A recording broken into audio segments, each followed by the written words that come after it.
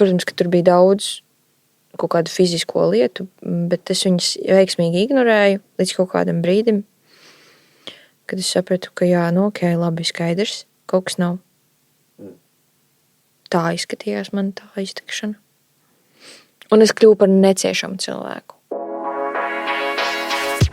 Randiņš ar Rūdi. Manā podkāstā runāsim par to, kā attiecības ietekmē un saistās ar mentālo veselību. Sveiciens, dārgie Randiņš ar Rūdi klausītāji. Man ir atkal milzīgs prieks jūs sveikt. Un pie manis ciemos ir Dailes teātra aktrise Madara Viļčuka. Čau, Madara. Čau, Rūdi. Čau visi, kas klausās. Jā, nu man liels prieks, ka tu piekriti manam aicinājumam. Tas tev paņēma laikam zinām laiciņu.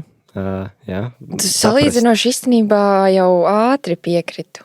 Man liels prieks, ka tu man pasauci. Es vienkārši tā kā vienmēr esmu nedaudz piesardzīga ar šīm lietām, un, protams, ka man vajadzēja iepazīties ar tavu podkāstu, jo iepriekš es viņu nebiju dzirdējusi. Jā. Bet man likās, ka es varbūt, ka man tas prasīs laiku, lai iepazītos ar to, ko tu dari, bet tas bija tik viegli, tik ātri, un es uzreiz sapratu, ka jā, šis ir kaut kas interesants. Nē, man prieks. Es esmu ļoti pagodināts, ka cilvēki piekrīt manam aicinājumam. Protams, liela daļa arī nepiekrīt, neslēpšu. Jā. Nopietni? Jā. Bet kāds ir tas biežākais tā kā atteikuma iemesls? Negribu īsti atklāt. Varbūt publiski. Nav svarīgi, vai tas ir publiska persona vai persona, kas varbūt ir mazāk zinām, bet tieši nevēlas varbūt vienkārši publiski runāt par šīm tēmām, kas skar mentālo veselību, attiecību jautājumus, kas liekas pārāk varbūt privāti arī vienkārši nav aktuāli šie jautājumi, kas ir diezgan, man liekas, arī saprotami. Jā. Bet ir liela daļa, kas arī vienkārši neatbild.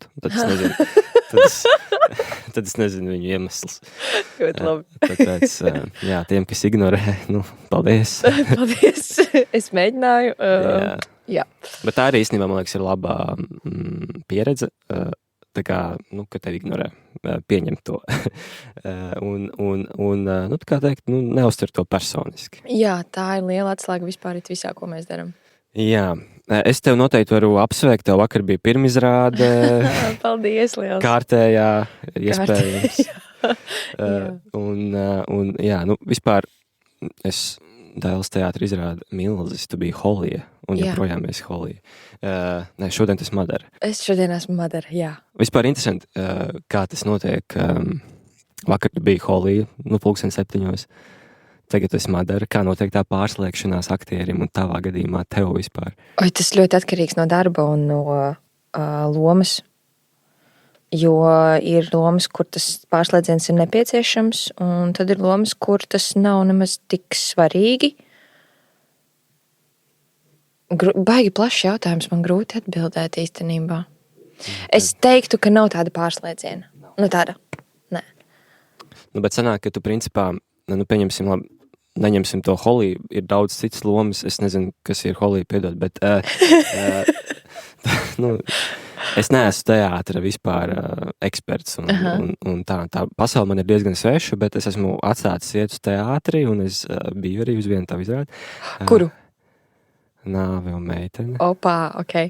Un tur man likās, to lomu gan jau tev ir... Tur ir tā bišķi mentāli jautājumi, tāda pacelt, jā. Jo viņi tādi psiholoģiski ir. Un tur man liekas, ka tur tā nevar, man liekas, aiziet mājās un tā vienkārši aiziet gulēt. Tur kaut kas gan jau notiek, kaut kāda emocija apakšā. Es tā domāju, jo man bija vienkārši tā diezgan spilgtas tādas sajūtas un it īpaši tie skaļie šāvieni. Tie visi strigerojā kaut kā. Jā, viņi man vēl nelika mieru, kā es domāju, jā. Es īstenībā no sākuma, kad, es izrādēju šauju vairākas reizes, un tad, kad mēs mēģinājām to izrādīt, tad tas bija arī kaut kādā ziņā uz improvizāciju balstīts. Man bija atļauja to darīt, kad es gribu, kur es gribu, un režisoru uzstādījums bija vienkārši pēc iespējas vairāk, kam es pretojos. Bet tagad pēc izrādes man visbiežāk dzirdamais komentārs ir par to, ka man tie šāvieni nepatika, man viņi, lika justies neērti par daudz, un no sākuma man bija tāda kaut kāda žēla par to, un pēc tam es sapratu, bet es spēlēju sievieti, kura konstanti raustās iekšēji, un viņu visu laiku kaut kas tā kā tie šāvieni vienkārši tirdī. Un tad es sapratu, ka man ir prieks, ka skatītājiem tie šāvieni nepatīk, un ka viņi tiek izsisti ārā no savas komforta zonas un reaģē tā, kā reaģē. Ok, nu jā. Tiešām tas bija pilnībā ārpus komforta zonas. Es domāju, bet tas ir īstenībā, tas jau ir, tā ir ok sajūta, un tas nav slikti arī teātrī to piedzīvot, jo, dzīvē es domāju, ka mēs bieži esam diezgan spiesti būt ārpus tās komforta zonas, un, tu minēji par to meiteni tajā izrādē, par tēlu, es domāju, šajā brīdī, kurai ir iekšēji pašai tie šāvieni, diezgan daudz. Tu asociē sevi arī ar tādiem pašiem šāvieniem? Jā. Ja? Un kur tev ir tie šāvieni visbiežāk?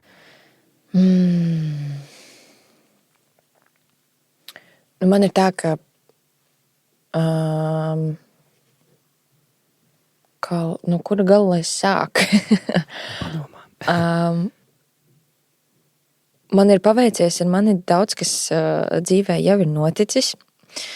Un tā visa bagāža tieši profesionālā ziņā ļoti, ļoti nodara. Es varu asociēt sevi ar ļoti daudzām lomām, kuras es spēlēju. Ar viņu kaut kādiem pārdzīvojumiem, traumām un vēl kaut ko, pateicoties savai bagāžai. Un tas ir ļoti, ļoti forši, un tie šāvieni manī ir vairāki. Bet tagad tieši šobrīd savā dzīvē es esmu palikusi mierīgāka, jo es mācos kaut kā apzināties tos savus iekšējos triggerus un ar viņiem strādāt. Un tas ir tāds aktīvs process. Un tagad jau man ir, par tiem varu runāt tā kā no malas skatoties, un tas ir baigi savāda, interesanti arī pieredze. Jo agrāk es to neapzinājos. Tā kā izrādē tu zini, ka tu dzirdi šāvienu, un tas tevi notrigero. Bet dzīvē bieži vien ir tā, ka tu esi aizkaitināts, un tu pat nesaproti, kāpēc, kas notika, kas man nepatīk, kas vispār nav tā. Un tagad es beidzot sāku apzināties šīs lietas. Jā. Kas ir, nezinu, kāds viens triggers, ko tu vari padalīties? Viens triggers. Manā gadījumā man ir, es arī eju uz terapiju. Okay. Jā, un pēdējā laikā mēs bieži ar manu terapeitu izmantojam tādu jēdzienu kā melnbaltā domāšana, kas ir saistīts ar maksimālismu un tā tālāk. Tā kā visu vai neko. Slikts vai labs. Un tie ir tie mani triggeri, kad es izdaru kaut ko pēc saviem standartiem nepietiekami labi, vismaz man tā liekas, tad man nepietiek ar to mazo, un es jūtos slikti jebkurā gadījumā. Un tas ir mans tas lielākais triggeris. Tā kā ļoti vienkārši runājot, ja es sev esmu nolikusi mērķi, tur es nezinu, no rīta noskriet 8 kilometrus, bet tā vietā noskrienu 6, visu dienu ir izbojāta. Lai gan es taču piecēlos, es uzvilku botas, es aizgāju, paskrēju, es skrēju, es klausījos savā ķermenī, es izdarīju tik, cik es varēju. Nē, tas bija slikti, tu neizdarīji maksimumu, tu neizdarīji vairāk pat nekā tu uzliki, un tas nekam nedara. Ar to es šobrīd strādāju, tas ir mans lielākais triggeris. Kaut kāds perfekcionisms. Jā. Arī profesijā. Profesijā varbūt tas nav slikti. Kā kur reizi, jo man tas tiešām ir maksimāli, un uz skatuves vajag degt, bet nevajag izdegt. Jā, tur kaut kādas robežas tomēr ir, un tās šobrīd mācos savas robežas un savas profesijas robežas. Tu par to terapiju minēji, cik ilgi tai? Ar visādiem pārslēgumiem, pauzēm un dažādām pieredzēm vairāk, es mēģināju jau pirms daudziem gadiem, tad atkal, un tagad pie šī te konkrētā speciālista es eju 1,5 gadu. Tā tad jau ir zināms jā, termiņš. Kaut kas ir jānoiets, kaut kas jau ir iekrājies. Jā. Vai tu varētu teikt, ka tā kā tu esi atradusi to savu īsto terapeitu? Šobrīd jā. Man liekas, ka ar jebkurām attiecībām, kas tev ir, ar jebkuru cilvēku, ar jebkuru darbu vai kaut ko, šajā konkrētajā brīdī tu zini, vai tas ir pareizi vai nē, un par tālāko tu jau nevari spriest. Tāpēc šobrīd jā, noteikti. Jā, īpaši, ja mēs runājam par mentālo veselību, man liekas, ka tas ir mūžīgais stāsts par kalniem un lejām. Un, tāpēc, prognozēt, es vienmēr vairojos arī prognozēt. Un, nu, tā diži daudz nekad neplānoju milzīgi lietas uz priekšu, jo es apzinos to, ka jebkurā brīdī var būt kaut kāds šāviens. Jā, vai ne? Bet tāpēc arī ir tā otra daļa, kurā es mēģinu trenēt to savu stabilitāti, lai man nevar izsist no līdzsvera tādu šāvienu. Un tur ir tāda apusēja tām. Es esmu pieņēmusi kā patiesību to, ka tas nav iespējams, ka tevi nevar izsist. Vienkārši ir jautājums, ko tu pēc tam dari un cik ātri tu piecelies un kā tu ar to strādā, kas notiek pēc tā šāviena. Nu jā, bet sanāk jau, ka kaut kādā mērā to ar to perfekcionismu pati es šāvēju sev. Tikai un vienīgi. Jā. To jau tā grūti ir pateikt sev stop. Jā. Un tas pat nav iespējams. Es esmu mēģinājis sev teikt stop, un tas ved tieši tajā pašā grāvī. Vienīgais iespējamais ir dialogs pašam ar sevi. Un to es šobrīd mācos. Jā. Kāds tev ir dialogs ar sevi? Kaut ko pieraksti? Jā, es katru rītu rakstu dienas grāmatu. Jā. Bet viņš noteikti tāds, tas dialogs ir tāds diezgan atklāts tieši. Tas nav tāds, ka es, nezinu, sevi slavēju vai mierinu sevi. Dažreiz vajag arī to. Varbūt, jā.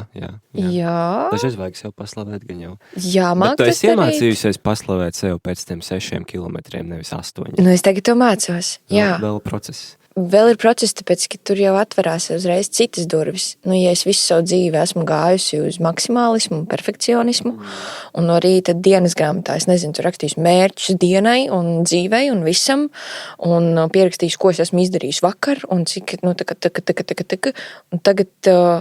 tagad mēģināt rakstīt par to, ko es jūtu, vai teikt sev malecis, ir tad dīvaini, savādi, un tad tur atverās kaut kāda cita būšana, kuru tavs ķermenis un prāts nezin varbūt no sākuma, kā organiski pieņemt. Un tad ir kaut kāds iekšējais konflikts, un, ar to es tā kā strādā. Jā. Mazim mežonīgs darbs. Es arī, es domāju, ka es arī esmu perfekcionists. Labi, es arī terapijā, jā. Jā. Un man liekas, ka man arī piemīt šis perfekcionisms. Bet pēdējā gada laikā es tiešām vienkārši esmu to fokusu ļoti nomainījis, un es daudz vieglāk uztveru lietas un neveiksmes. Un es tā vairāk pieeju kā tādai pieredzēji, un es nebaidos vairs kļūdīties. Protams, ka ir brīži, kad es joprojām domāju, ko par to citi padomās. Jā, tas ir klupšanas akmens vai prātīgs. Sajūta, jā. Tas stulbs jautājums patiesībā. Jā, tieši tā. Ārkārtīgi stulbs, jo, tam vispār nav nekādas nozīmes, jā. Tev, principā, jādomā ir primāri, ko par to padomāšu es. Varbūt tavi tuvākie cilvēki, ja viņi patiešām ir tuvi, ja, bet arī tam varbūt nav tik izšķiroša nozīme. Bet, jā, tas jautājums, man liekas, man pat visbiežāk vairāk traucē nekā tas perfekcionisms. Bet viņi iespējams kaut kur iet kopā, jo tu gribi būt uz 100% citu cilvēku acīs arī. Jā. Es pieņemu, ka tev kā aktrisē viņam arī gribas būt tādai, diezgan, nezinu, vai ne uz 100%, bet tu gribi, lai par tevi domā labi, vai arī, nezinu, kā tev tas izpaužās. Man tas kaut kā ir pazudis. Bet bija? Bija, kad es studēju, un no manis kaut kā to izaudzināja ārā mani pedagogi. Tas ir super. Jā, un mana profesija man ir Dievs devis tik daudz, tā ir man kaut kāda ticība un reliģija kaut kādā ziņā. Tas ir baigi stiprs vārds, es negribu viņu izmantot. Mani pārpratīs, bet jā, man tas ir kaut kas tik ļoti svarīgs, ka es profesijas priekšā atkāpjos no sevis. Un par to, ko citi padomās par mani, kā par aktrisi vai par cilvēku, man šajā kontekstā nav vispār nav svarīgi. Man nav tāda faila, paldies Dievam, varbūt. Es domāju, gan. Tev tas noveļās tāds milzīgs sloks no pleciem. Kaut kādā ziņā, jā. Nu, nezinu, vai milzīgs, bet kaut kāda daļa, man liekas, tur atbrīvojas. Jā, bet tad tu atbildi tikai par sevi. Ja tu izdari kaut kādas lietas, ar kurām tu esi vai neesi komfortā, tu atbildi savā priekšā, un tās ir tikai tavs izvēles. Tu vairs to nevari novelt uz to, ka man likās, ka viņš kaut ko padomās, bet viņš man teica, nē, tu atbildi tikai par sevi. Tas ir labi. Jā, bet arī ļoti, zini kā, ka tu esi kaut kādā tumšā periodā, tev nav ko vainot, un tev ir jābūt godīgam ar sevi, un tu esi vienīgais atbildīgais par to, ko tu izdarīji, un tad ir tāds, Mādaro, kāpēc, ok, labi. Tev patīk meklēt vainīgos? Vai tev ir grūti atzīt to, ka tu esi kaut ko izdarījis ne tā?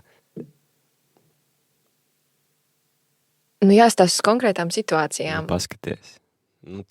Kur tev ir varbūt tāda situācija, kur varētu pateikt? Mādara. Man liekas, ka tas ir tikai vienīgi cilvēciski. Tā kā, ka dažreiz mēs gribam vainot citus, neuzņemties atbildību. Tas ir vienkārši tā kā daļa no mums.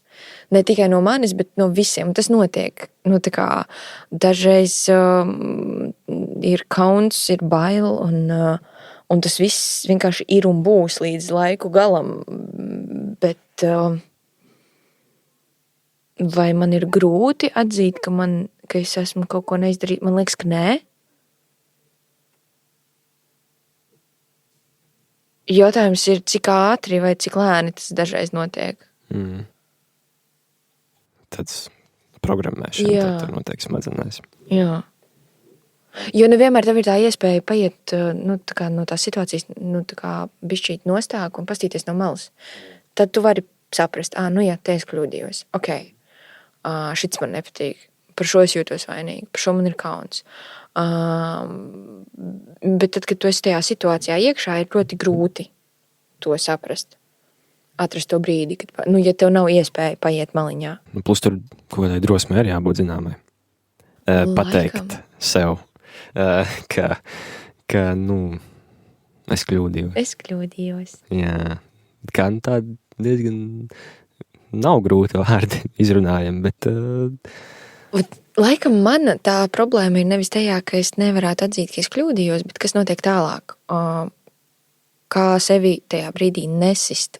Tā kā neaiziet uz to, ka tu kļūdījies, tu esi vienkārši drīz lamāties, es nezinu. Jā. Tu esi losis pilnīgākais, tu esi vienkārši kļūda pasaules, tu esi sistēmas kļūda, tu esi slikts cilvēks, tu neesi nevienam šo nedarīt, un tajā pašā laikā tā kā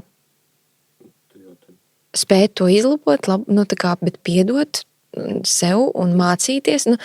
Tas ir tas, ar ko es nodarbojos šobrīd. Tu jau tur baigi skaļās frāzes nosauci. Jā. Tad tas galvā mēdz būt? Jā, dikti daudz. Kā tā? Tas perfekcionisms, ne tev nav tā? Nē. Ka pelt sevi gribās.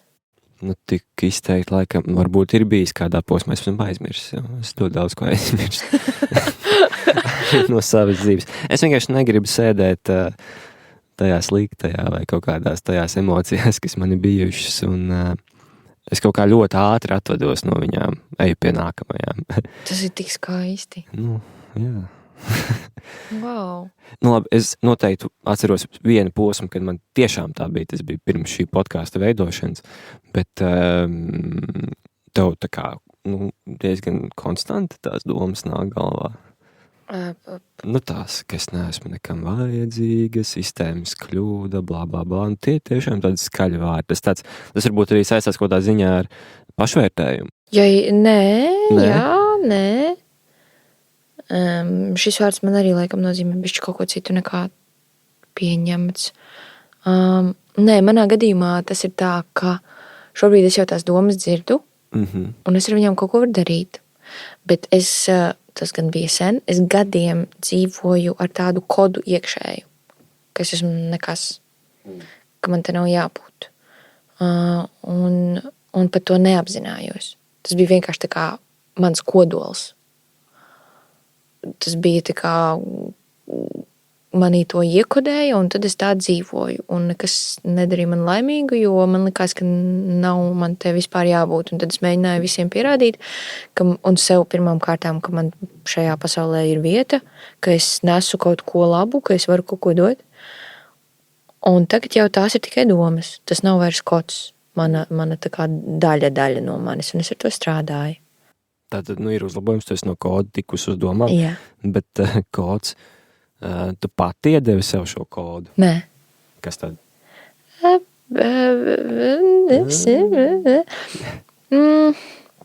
Apstākļi bērnībā. Tā sagadījās, ka man likās, ka man nav jābūt, ka viss tā kā sliktais nāk tieši no manis. Tas nebija neviena apzināts tā kā gājiens vai vēl kaut kas, vienkārši tādās situācijās atapos. Tu tā jūties līdz, tas kods tevī bija līdz, brīdim, kad tu sāki būt uz skatuves? Jā, tas kods manī bija līdz brīdim, ka es jau kādu laiciņu biju skatuves. Pirmais tas lielais solis bija tas, ka es tiku prom neapzināti vispār no tās situācijas, kurā es tā jutos tā kā galīgi prom. Tad es sāku apzināties, ka manī vispār ir tāda lieta, un tad es sāku jau caur skatuvi ar to strādāt. Un ar skatuvi man ir līdzīgi kā tev ar šo podcastu. Tu teici, ka tev tas palīdz, jo tu izsakies, tu daries, un tas tev palīdz tikt galā ar sevi un tā tālāk, un man ir ļoti līdzīgi ar skatuvi. Tas, ko man māca mana profesija, arī tas, piemēram, ka tu teici, ka ļaut sev kļūdīties ir labi. Es to iemācījos caur skatuvi. Jo tad, kad tu izdari kaut ko nepareizi uz skatuves, tas ir labi. Jo tu zini, šitā nē, tātad citādāk. Bet tev jau ir viens ceļš, kuru tu no tiem 100 esi aizvēris, tātad vēl meklē tālāk. Un tad es sāku to visu pielietot arī dzīvē. Tās visas lietas, kas ir uz skatuves. Mhm. Bet tu minēji, ka tu īsti neapzinājies to kodu, ka tev viņš ir. Un kurā brīdī tu saprati, ka man ir tāds kods?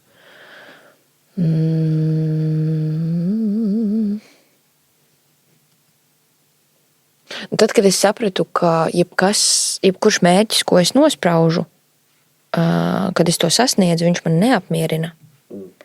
Tāpēc, ka tā vēlme sasniegt to mērķi ir radusies uz tā koda, kas ir bailes, kauns, vainas apziņa. Un jebkas, ko tu būvē uz šī, un ej uz kaut ko caur spītību vai vēl kaut ko, tādām negatīvi, mīnuszīmi, tu beigās nebūsi laimīgs tāpatās. Jo nav jau tas rezultāts svarīgs ir tas ceļš. Un ja tu to ceļu ej, barojoties no bailēm, tā ir nenormāli liela, milzīga enerģija, bet prieku tas nedod. Tad es sapratu, ka kaut kas nav tā, un tad es sapratu, ka tas ir tas mans kods. Ka es neesmu mierā ar saviem mērķiem, tāpēc, ka es neesmu mierā ar sevi. Un es sev nepatikšu jebkādās situācijās, tāpēc, ka man ir tas kods, ok. Un tagad es mācos kaut kā pilnībā to kodolu sev mainīt. Bet tajā kodolā, tas nozīmē principā, ka tu maini arī tos mērķus. Vai tie mērķi ir tie paši, kas bija toreiz, vai vienkārši mainās? Jā, nē. Jā, tā atslēga ir tajā, ka tie mērķi ir vienkārši kaut kas, ko tu nospraudi, lai nevis viņu tos sasniegtu, bet lai ietu to ceļu. Tas mērķis paliek tas ceļš, tas process, un tad ir citādāk. Labi, tā kā nevis uztaisīt izrādi, jā. Lai atnāk cilvēki pirmizrādē, bet mērķis ir taisīt izrādi. Būt tajos 2 mēnešos, kuros tu nāc uz mēģinājumu ar brīnišķīgiem partneriem un taisi kaut ko. Un tad pēkšņi viss ir jēdzīgi. Katrs mēģinājums, kurš notiek, katrs mēģinājums, kurš nenotiek, katrs mēģinājums, kurā tu jūties slikti un kurā tu jūties labi. Katra pauze, kurā tu dzer kafiju ar kolēģi. Tā kā visam pēkšņi ir jēga un kaut kas notiek. Respektīvi, tu sāc to novērtēt. Jā.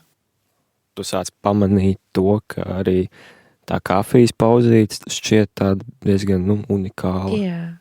Un svētīga. Jā, un ka tā ir daļa tā kā, ka nav tā, ka tagad es atpūšos, neko nedaru. Nē, tu dari. Tu vēl joprojām dari. Nevis vienkārši tur čilo. Jā. Okay. Nu labi, tagad sapratu to domu. Un prieks, es nesapratu. Nē, es uztvēru. Es redzēju, ko mūsu klausītāji teiks. Jūs varat ierakstīt komentāru, vai jūs sapratāt, ko Madara šo teica. Bet... bail. Nē, parasti visiem arī ir bail rakstīt komentārus, ka viņiem palūdz. Mums tāda nedaudz rezervēta publika. Mēs visi esam diezgan... Vidējais latvietis. Jā, vidējais latvietis, jā. Bet mēs mēģinam, un tas ir tas, ko es arī cenšos ar šo podcastu panākt, bišķiņ skaļāk. Esam vairāk runājam, vairāk pamanām tās savas emocijas un mēģinām tās izpaust, izrunāt, padalīties, un tāpēc arī šeit vienmēr ir laipni aicināts ik viens nonākt tur, kur tu tagad sēdi. Jā, tas ir super. Bet, starp citu, man ir lapiņa, ko cilvēki neredz, bet man ir schēma uzzīmēta. Madara teica, ka šādu veido lugas. Jā. Un tava luga, tur ir viena daļa, ir minēts, ka būt par aktrisi nebija mans sapnis. Jā. Un tas sanāk, ka, principā, tā apstākļu maiņa, kā tu minēji, tā nejauši notika. Jā, pilnīgi. Uz to aktrises pasauli. Jā. Un tur es arī, man liekas, lasīju vienā no tavām intervijām, un tur laikam var just to sajūtu, kur tu minēji, jo tu teici, ka tu pat neredzēji sevi skatus un ka tu varēsi noturēt kādu cilvēku uzmanību uz skatus. Jā. Tas bija tas kods manī, ar tādu kodu, ka tu nemīli sevi un domā, ka tev nav vietas nekur. Kā var iedomāties, ka tu esi skatus, ka tu pietiekami labi kaut ko darīsi, ka tu attaisnos citu uzmanību. Manī vispār nebija tāda faila. Tas, ka varbūt gribās uzmanību vai vēl kaut kas ir viens, bet ka es to vispār spētu tā kā attaisnot sevi, vispār nebija tāda. Bet tā uzmanība tev patīk? Jā, kaut kādā ziņā. Uz skatuves uzmanību man patīk. Tad man liekas, ka mēs runājam par kaut ko tiešām svarīgu, jo es jūtu, ka visa zāle ir tā kā vērsta uz, ne mani, bet uz to, ko mēs darām, uz to darbu. Agrāk bija citādi, agrāk man patika uzmanība man, tā kā man ieraugiet mani, lūdzu, pasakiet man labus vārdus, bet tagad gribās, lai tā uzmanība ir vērsta uz to darbu, ko tu dari. Tad tas ir baigais kaips. Un dzīvē man nevajag, lai man pievērš uzmanību, bet, protams, ka gribās būt sadzirdētam un redzētam, tā kā draugu lokā vai vēl kaut kur. Tā kā tīri cilvēciski, ka tu redzi to cilvēku, kas tev sēž pretī, un viņš redz tevi. Un jūs viens otru dzirdat. Un tas ir forši. Tāda uzmanība. Klātesamība. Jā, paldies tev. Tas ir burvīgs vārds. Tu klausies Randiņš ar Rūdi. Ja esi mana podkāsta draugs, uzsauc man kafiju. Saiti atradīs epizodes aprakstā. Man vienā no iepriekšējām epizodēm arī aktieris viesojās. Opa. Kaspars Zāle. Opa. Varbūt es pazīstam. Nē, diemžēl nē, bet jā. Tā kā tik, cik es viņu esmu kaut kur redzējusi vai par viņu dzirdējusi tādā ziņā. Jā. Ļoti interesanti būs paklausīties. Wow. Droši paklausies, jā. Es aicinu arī ikvienu paklausīties. Tur var salīdzināt tad tevi kā aktrisi, viņu kā aktieri. Viņš ir nedaudz jau, nedaudz kas par vecāks. Jā, bet viņam ar pieredzi diezgan liela un dažādi bijusi gan dzīvē, gan skatuvē, gan ārpus skatuves un tā tālāk, bet viņš minēja tādu frāzi, ka aktierim patīk ciest. Tas ir stereotips, tā ir taisnība. Kā tur ir? Jeb kā tu to izjūti? Ne, tas tādiem žēl ir taisnība, bet ne bieži tā ir taisnība. Ne visiem. Tev? Man liekas, ka ciešanas ka kāds dzīvē vai skatos grib paciest, tas nozīmē tikai to, ka tu esi ļoti tālu no patiesības. Ļoti, ļoti tālu no tā, kas notiek tev un tagad. Tu esi sevī, tu esi nokoncentrējies uz nelabā ziņā, kā klausoties šo podcastu, uz to, ko tu jūti. Bet tā kā es pat nezinu, ko man neliekas, ka tā ir liederīga lieta, ko darīt vispār. Un tad, kad es redzu ciešanas uz skatuves, manī tas atbaida. Jā. Jo dzīvē, tad, kad tiešām kaut kas notiek, kaut kas dzīves tā kā apliecinoši, tu netērē laiku ciešanām, pat ja tev ir slikti. Tu dari kaut ko ar to, kas ar tevi notiek. Tu rīkojies. Un ciešanas nav rīkošanās, ciešanas nav darbība, ciešanas ir stāvoklis, un tas nekam nepalīdz. Jā, bet es pieņemu, ka aktieriem tas stāvoklis ir diezgan bieži sastopams. Es nezinu, es minēju teātros, neesmu bijis, ja, un man ir grūti nolasīt šo stāvokli no malas. Jūs jau noteikti cilvēki, kas to labāk saprot, var labāk izjust, bet man kā liekas, ka aktieris pēc būtības viņš tāds diezgan egocentriska personība ir. Jā. Un tad līdz ar to viņš varbūt pat grib, ka redz, ka viņš cieš.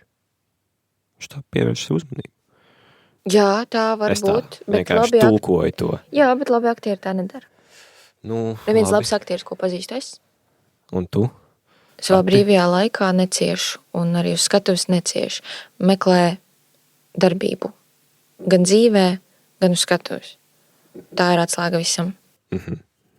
Tas nav par to, ka tu nevari paraudāt mājās. Protams, bet, tas ir, man liekas, pilnīgi ok. Jā, bet ciest tas vārds man liekas parazītisks, vienkārši briesmīgs. Jā, man viņš šausmīgi nepatīk. Viņš šausmīgi nepatīk. Jā, bet ārpus teātra arī ir Madara, vai ne? Jā, es ceru. Jā, nevis Holija vai es aizmirsu, diemžēl, kā bija tajā izrādē meitene nāve tavs vārds. Paulīna, jā, pareizi. Jā, ļoti labi, kad gādināji. Vai ir iespējama ārpus teātra privātā dzīve? Es starp citu lasīju vienā arī intervijā. Te ir vēl viena frāze, ko es pierakstījis.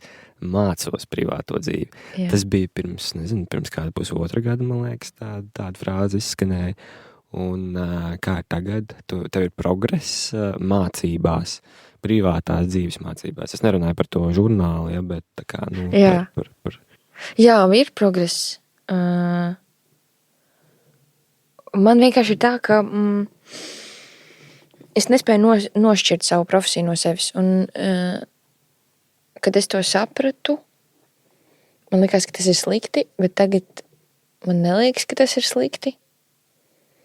Un mana profesija ir mans turpinājums. Tas, ko es daru skatuves, ir mans turpinājums. Un veidojot kaut kādu lomu, pat ja tu nenes to uz mājām, tas sajūtas un emocijas. Tāpat tās ir kaut kas, par ko tu domā, kaut kāda laika telpa, domu telpa, kurā tu dzīvo, kurā tu mīti.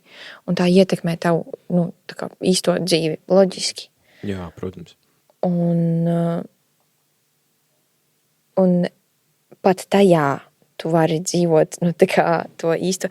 Nē, man vienkārši atkal bija tas, manā gadījumā tas pat nebija ar profesiju tik ļoti saistīts kā ar to manu maksimālismu. Ja man tur 10 ir mēģinājums, man ir jāceļās 7 no rīta, lai es varu aiziet vēl uz zāli, pēc tam es varu aiziet uz teātri, pēc tam man beidzas mēģinājums, tad es atkal pasportošu, aiziešu uz vokālu, uz dejām, vēl tur kaut ko aktierim, kas ir jāmāk darīt. Tad man atkal ir mēģinājums, tad mēģinājums beidzās, tad ir izrāde, es būšu mājās 12, man jāiet gulēt, jo 7 atkal jāceļās. Kur tad vieta vispār tā kā savai personīgajai dzīvei. Un tas tiešām bija vairāk saistīts tieši ar to manu pielāgošanos šai profesijai. Tas ir tagad tā mazinājies. Un vairāk, biežāk es vienkārši satieku cilvēkus un eju pastaigās bez mērķa. Un jā, man ir privātā dzīve. Prieks. Bet tu neizdegi pie tāda režīma? Gan jau, ka izdegu. Nesajūti? Nezinu, nebija kaut kāda tur fiziski, psiholoģiski simptomi. Bija. padalies, nu, ko tu izjūti tajā laikā? Nu, sanāk, ka tur ir cieti. Tavs mīļākais vārds. Jā. Bet, nu labi, es pieņemu, ka tur bija kaut kādas darbības noteikti. Jā, bija. Nu tā, jā.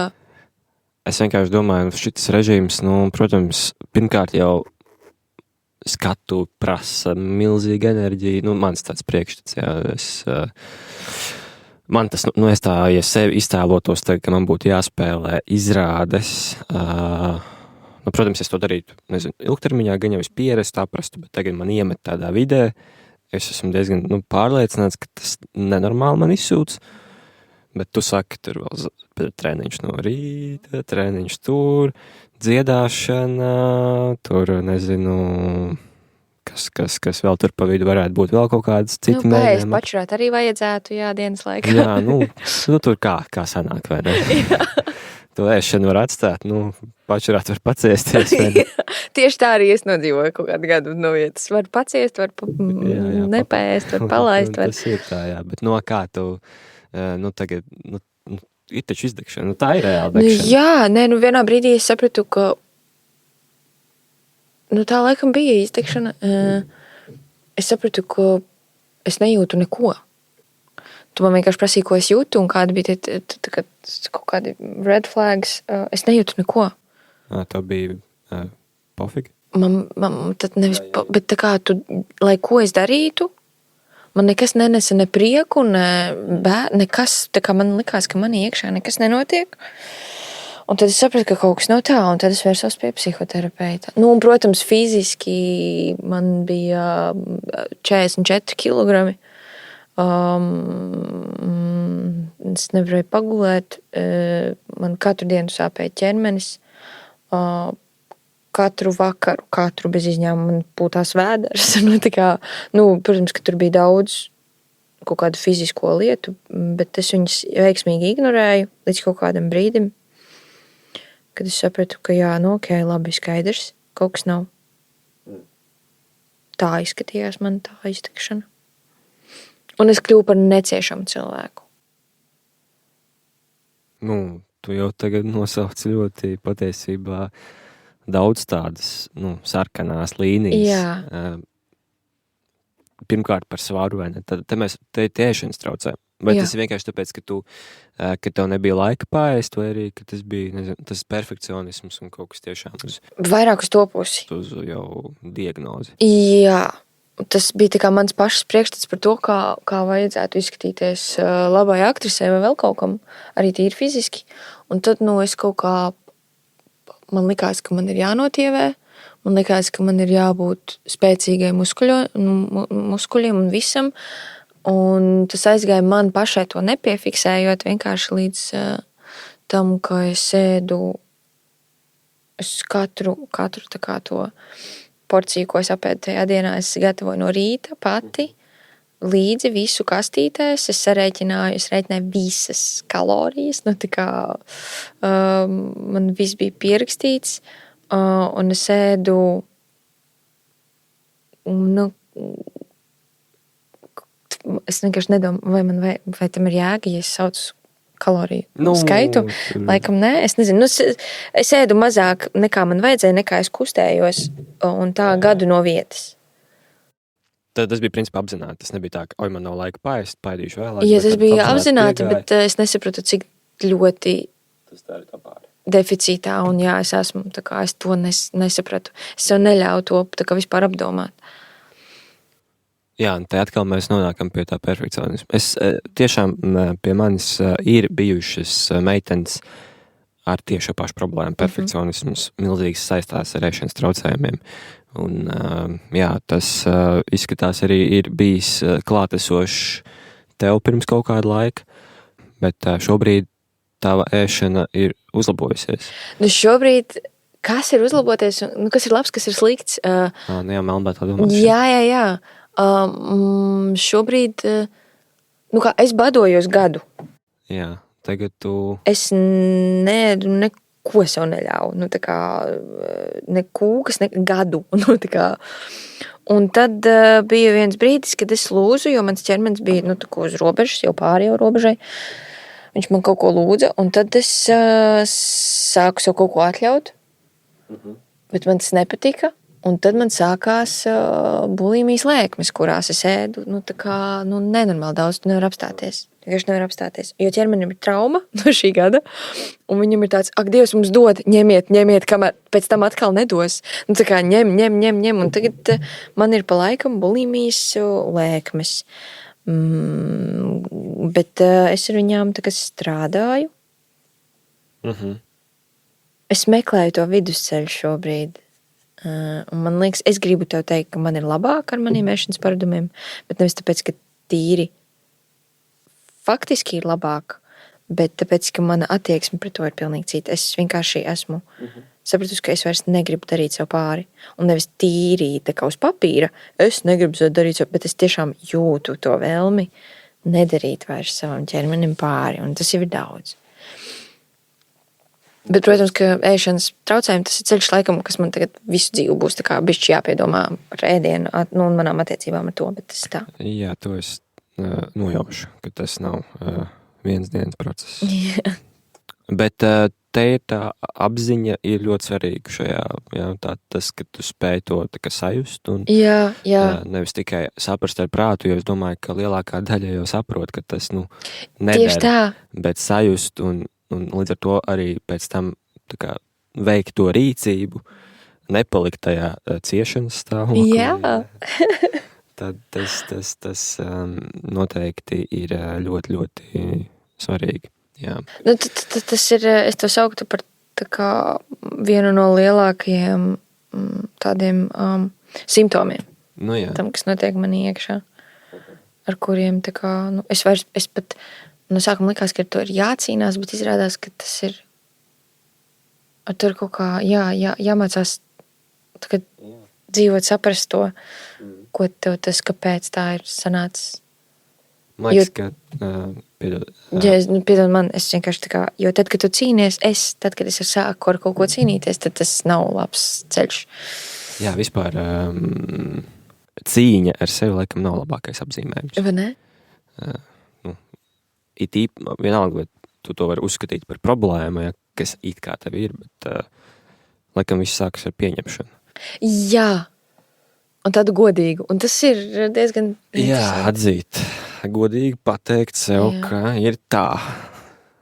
Jā, un tad laikam sākas tas ceļš uz, uz labs vai slikts, uz melnāto domāšanu. Jā, es ap citu atgriezīšos nedaudz pie Zāles kunga. Man ik pa laikam tiešām patīk uzdot jautājumu, kā pats vērtē savu mentālo veselību, un varbūt tu jau esi to dzirdējusi, ka es esmu šādu jautājumu uzdevis saviem viesiem. Kaspars atbildēja nenormāls par sevi. Okay. Es viņam prasīju sākotnēji 1 līdz 10, bet viņš pateica nenormāls. 1 līdz 10 nenormāls. Jā. Tas var raksturot to viņa arī personību, es domāju, diezgan daudz šī atbild. Bet kā tu šobrīd, kur tu esi šobrīd? Tu arī var pateikt kaut kādu īpašību, ja tev ir ļoti liela vēlme, ja, bet var arī tiešām sevi novērtēt kaut kādā ciparā. Man ir man ir liels prieks par kaut kādu brīvību šajā ziņā, ko es esmu sasniegusi. Tāpēc, ka es beidzot nevērtēju sevi, tā ciparos vai kaut kā savu mentālo veselību. Jā. Bet tas ir skaisti, ka es klausījos, piemēram, tavu podcastu ar Kristiānu Grāmatiņu, un man ļoti patīk, kā viņi izteicās par savām domām, ka viņas domas tā kā kvalitāte ir Indijas gaiss. Un tomēr tādas frāzes ar mani rezonē. Tā tad kaut kas manī tur iekšā ir. Dēmons. Ne dēmons, akviel. Es saku, man ir nenormāls.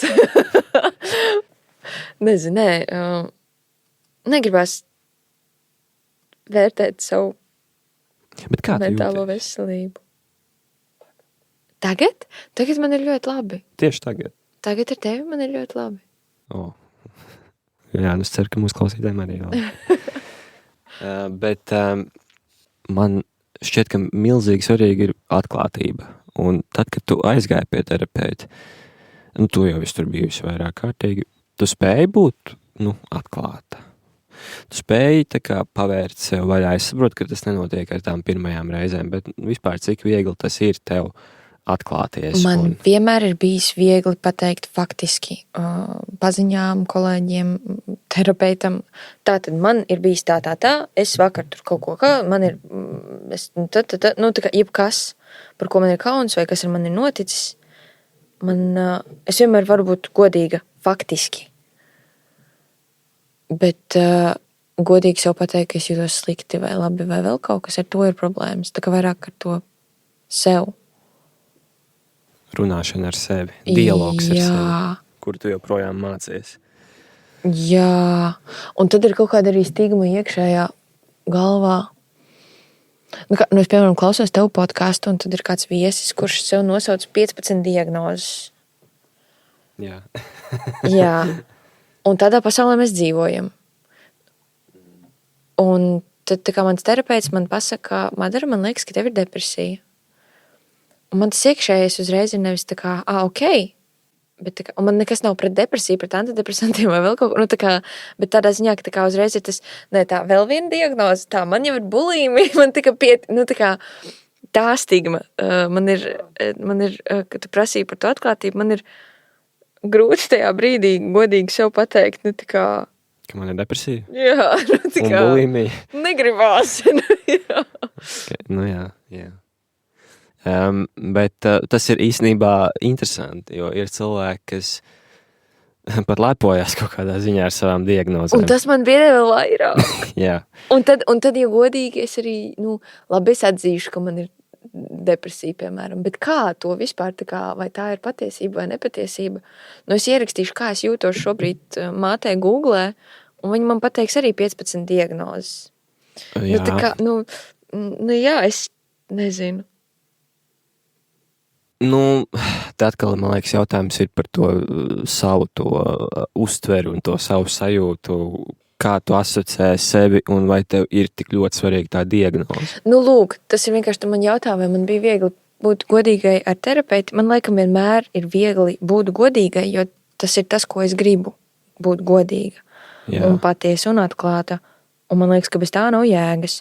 Bet man ir grūtāk atrast pareizos vārdus, kā būt patiešām patiesai, jo es viņus visus apšaubu.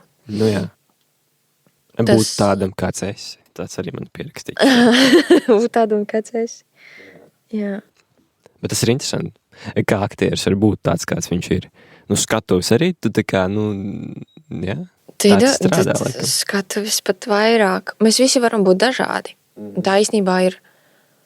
Es esmu pārliecināta, ka tu nepiedzimsti tāds, kāds tu esi, un tad tu tāds esi. Nē, tā ir tava izvēle. Kaut kādā ziņā. Ir tomēr lietas, kuras mēs varam ietekmēt. Un tad tu esi tāds, kāds tu esi, bet tā ir tava izvēle. Arī uz skatuves. Tā ir tava izvēle arī tur palikt tādam, kāds tu esi. Palikt? Būt. Jā. Vienkārši tādā ziņā, ka tu vari būt dažāds. Jā. Tas, ka Madara ir godīga pret Madaru, gan dzīvē, gan uz skatuves, mēģina būt godīga pret sevi. Tas nenozīmē, ka Madara dzīvē un Madara uz skatuves ir viens un pats, vai kaut kas pilnīgi pretējs. Tā kā tur ir ļoti, man grūti, par šo runāt tādos vienkāršotos jēdzienos. Labi. Bet interesants domgājiens. Man? Jā. Paldies. Jā. Bet privātā dzīve, un tu minēji, ka tu viņu mācies. Tu esi izveidojis attiecības šogad laikā? Vai mēģinājusi? Nē, šobrīd es esmu brīva. Mēģinājusi, jā. Tieši tā iemesla dēļ perfekcionisms vainīgs bija? Nē. Nē? Nesalikās? Es esmu šausmīgi, tas bija brīnišķīgi. Es pirmoreiz pa ilgiem laikiem tā iemīlējos un ļāvu sev mīlēt sevi un to cilvēku tajā brīdī, kurā mēs bijām. Un es to ļoti izbaudīju. Un tad tas beidzās, jo visam ir savs sākums un savs beigas. Un tā nebija neveiksme, tas tā vienkārši notika. Bija brīdis, ka mums bija jābūt kopā, un tad pienāca brīdis, ka mums vairs nebija jābūt kopā. Cik ilgs bija tas periods? Ja nav noslēpums. Oi, maziņš, es neesmu reiķinājis. Pāris mēneši. Bet tas bija noteikti tāds, es saprotu, es jūtu, ka tur virmoja tā mīlestība. Es ceru, vai es sev meloju, vai tur kaut kas bija. Kaut kas bija. Kaut kāda dzirkstelīte, jā. Ceru, jā. Nē, jau tu minēji, ka tu ļoti izbaudīji to periodu, tad jau tas noteikti nebija Fakes. Fakes, jā, tātad vien vienkārši. Es ceru. Bet tas bija, nezinu, kaut kad nesen, vai ir kaut kāds jau laiciņš pagājis? Pagājis laiciņš. Un nebija tā, ka varbūt tas šķērslis tam, kad, labi, tu minēji, protams, ka visam ir savs sākums un savs beigas, bet, varbūt tomēr kaut kur patraucēja tas tavs 7 no rīta, blā, viss šis grafiks. Tas šoreiz nepatraucēja, tāpēc, ka man bija diezgan brīvs grafiks tajā periodā. Ar to tika viss ok. Bet es bieži traucēju, ja tāds ir tavs jautājums. Es mācos tagad atkāpties no tā sava kaut kāda grafika pati. Es nezinu, man šodien, piemēram, bija jābūt pie tevis, man bija ieplānots, ka man būs treniņš un tā. Bet es vakar atapos teātrī ar draugiem nenormāli kolosālā sarunā. Un es negribēju skaitīt laiku. Un es sapratu, es šodien netrenēšos.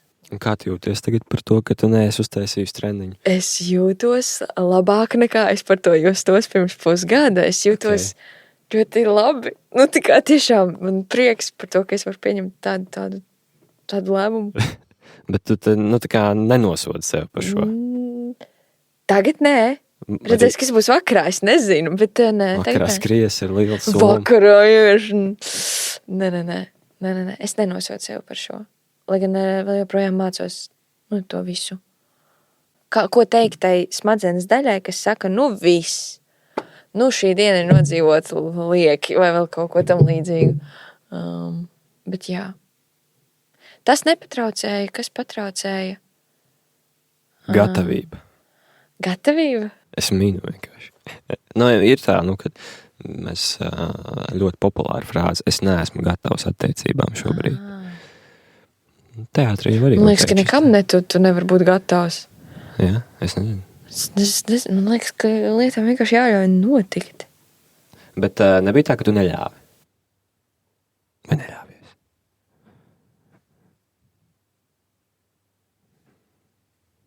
Es domāju, loadings.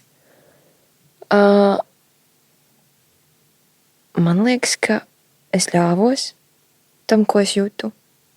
Vai tu ļāvi? Vai es ļāvu? Tas ir labs jautājums. Zini kā, tajā visā taču vienmēr ir iesaistīti 2 cilvēki. Es zinu, jā. Es par tevi jautāju. Jā, par mani. Man grūti atbildēt bez tā. Otra. Jā, šajā gadījumā. Manā gadījumā. Kā tev liekas, vai tu pati ļāvi? Otrs cilvēks noteikti, ka varēs pateikt, varētu pateikt, kā tam cilvēkam likās ļāvi tu vai neļāvi. Jā. Bet kā tev likās, vai tu ļāvi vai neļāvi? Man liekas, ka es ļoti gribēju. Man liekas, ka es ļāvu, bet varbūt arī tomēr kaut kādos brīžos nē.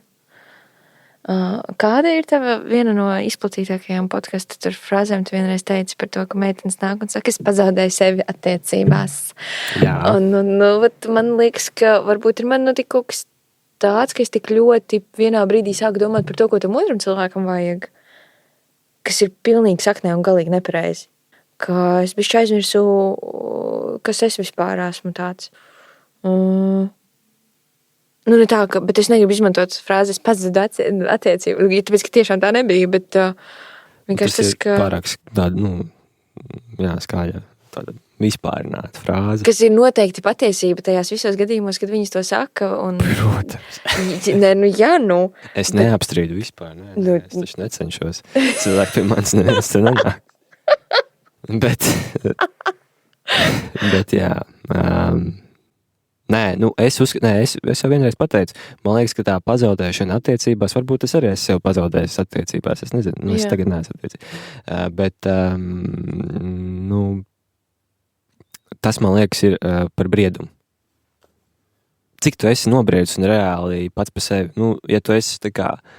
Ja tu zini, kas tu esi. Ja tu zini, kas tu esi, ja tu esi klātesošs sev, tu jau nepazaudēsi. Tad viss ir, tad viss ir tā kā vajag. Tu pastāvēsi par sevi arī tajās attiecībās un tu arī pievilks to cilvēku, kas būs gatavs arī tam pašam un kas būs gatavs tam, nevis, viņš no tevis kaut ko prasīs vai arī tā kā, nezinu, tur kaut ko apvainu, nezinu, kaut kāds tur būs nepatīkams sajūts par to, ka tu esi tāds, kāds tu esi. Jā, nepietiekams vai par daudz. Vai jā, varbūt par daudz tu gribi vai par daudz tu kaut ko, tur uzņemies, un nezinu, dažādi cilvēki, dažādas situācijas, bet tas galvenais, ko gribēju pateikt, tas briedums stāvoklis, kas tev ir ar sevi, un tas, man liekas, ir baigi atslēgas moments tam, lai šī frāze pazaudēt sevi attiecībās.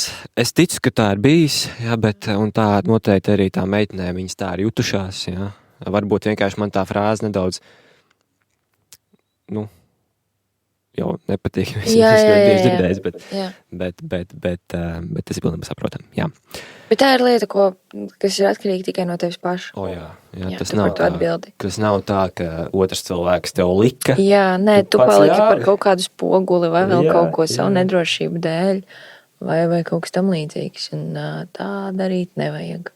Es tagad lasu grāmatu, brīnišķīgu vakar izlasīju līdz galam. Un tur bija tāda frāze, arī noteikti izklausīsies. Tā diezgan virspusēji varbūt, bet tur tas bija skaisti. Nemēģini darīt mani laimīgu, parādi man savu laimi, un tas man iedvesmos tā kā tiekties uz savējo. Un tad tās laimes var pastāvēt viena otrai klātesoši, kā tu teici. Tas, manuprāt, ir tas lielākais kaifs. Tā kaut kāda egoisms un neatkarība labā ziņā. Jā. Tas ir svarīgi. Jā. Starp citu, es jau to teicu, bet vēlreiz. Tu minēji to, ka aktrise nebija tavs sapnis bērnībā, bet kas tagad ir tavs sapnis? Tagad? Jā. Tev ir sapnis? Man ir tādi mazie sapņi mērķīši kaut kādi.